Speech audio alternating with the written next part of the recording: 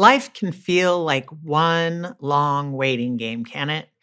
We wait for job promotions, relationships to unfold, vacations we've been dreaming about, or even just for that package that we've checked the tracking information on one too many times. But waiting isn't just about everyday things. As Christians, we live with a far greater expectation, the return of Jesus Christ. His promised return isn't meant to make us anxious. It's meant to shape how we live right now. Yet there's a temptation to treat this waiting period passively, as if we're just marking time until Jesus arrives. But that's not what we're called to do. Matthew 13:23 gives us a picture of active waiting. It says, "But the seed falling on good soil refers to someone who hears the word and understands it.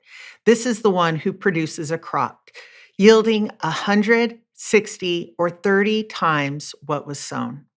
That's the kind of faith we're called to have, not passive, but productive. Faith that grows, multiplies, and makes an impact. Throughout history, we've seen examples of people who refused to wait passively. They saw injustice, brokenness, or pain in the world and stepped forward in faith to be part of the solution. One person who understood this was Dr. Martin Luther King Jr.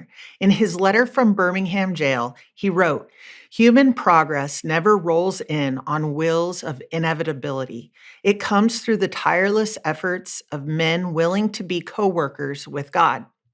King didn't wait for change. He worked for it. He lived out his faith even when it was difficult.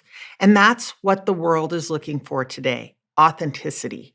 Not just people who say they believe in Jesus, but people whose lives prove it. People are tired of words that don't match actions. They're watching how we respond to stress, disappointment, and conflict. Do our actions align with what we say we believe? Does our character reflect the power of the gospel? Instead of asking, how much longer do I have to wait? Let's ask, what can I do while I wait? This week, let's move from passive waiting to active faith. Here's how.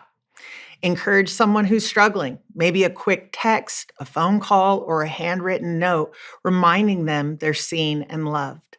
Or maybe show kindness where it's unexpected, at work, at the grocery store, in traffic.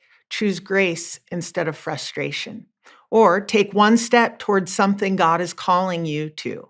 Maybe it's getting involved in serving, stepping into leadership, or having a hard but necessary conversation. Because this isn't just a waiting room. This is our time to make a difference. If Jesus returned today, would he find us waiting passively? Or would he find us actively engaged, fully living out the faith we profess? Let's be people who produce fruit, who live with purpose, passion, and integrity. Because the world doesn't need more passive believers. It needs people who step up, who shine brightly, and who bring heaven's hope into today's reality.